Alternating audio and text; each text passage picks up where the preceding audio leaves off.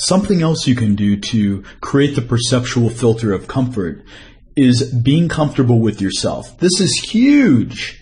If you aren't comfortable with yourself, you're inevitably going to make the woman feel uncomfortable.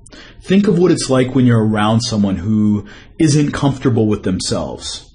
You feel uncomfortable. And this goes for trust as well. If a woman picks up on that you don't trust her, she isn't going to trust you. And I actually know some guys who have gone so far to build trust with women that they'll actually do stuff like leave their wallet with the woman.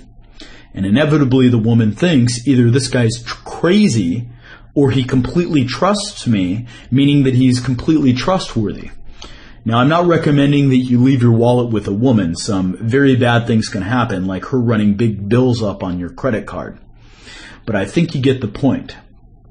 I want to give you a quick lesson in making a nervous or defensive or uncomfortable woman relax and feel comfortable.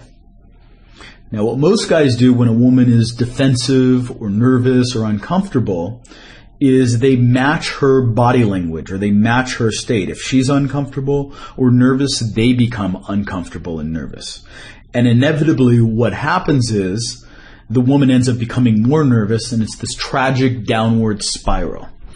Instead, what you need to do is mismatch her discomfort or her nervousness by being totally comfortable with yourself. When you do this, something magical happens. The woman goes from being nervous or defensive to being completely comfortable. And I think it's because even if a woman is acting defensive or she's nervous, inside she really wants to open up and feel comfortable.